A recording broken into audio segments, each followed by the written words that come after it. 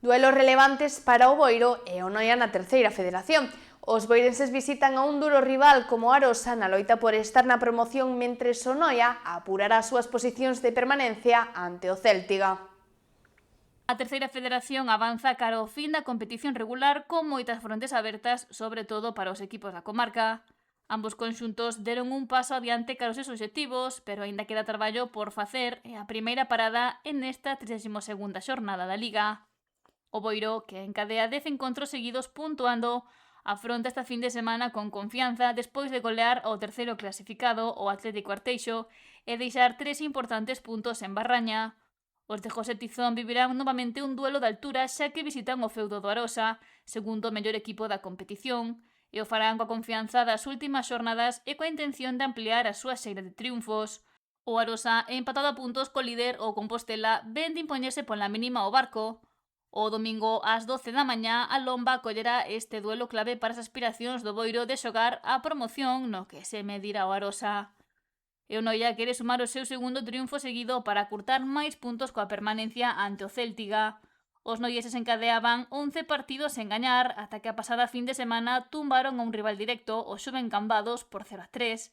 Nesta ocasión os brancos reciben a visita do Céltiga, 13º clasificado, que ven de caer pola mínima co Vilalbés.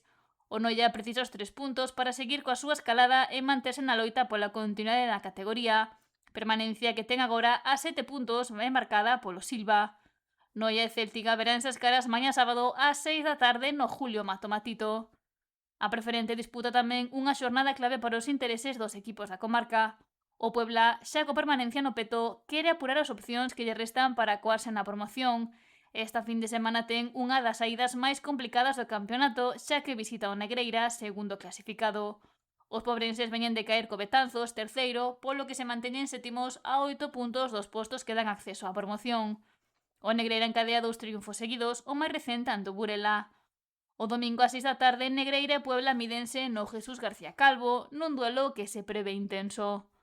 O Dumbría precisa puntuar para ampliar a súa diferenza co descenso logo de perder na derradeira xornada ante o líder, o Lalín, por 1-2. Agora os da Costa da Morte son 12º e teñen só 2 puntos de marxe co descenso e precisan vencer ao Sofán, sexto, para coller oxíxeno. O Sofán tropezou tamén no derradeiro partido ao caer con Narón.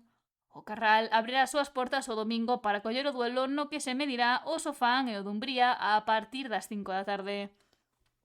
E o Cidade de Ribeira mídese a un rival directo pola permanencia, o Victoria, coa urxencia de gañar para sair do descenso.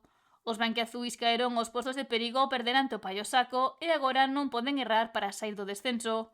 O seu rival do domingo avantaxaos nun punto, o que conseguiu a pasada xornada ao empatar co Órdenes. O Cidade de Ribeira ten que deixar os 3 puntos na fieiteira para afrontar o tramo final da campaña fora dos postos vermellos. O duelo co Victoria arrancará ás 6 da tarde.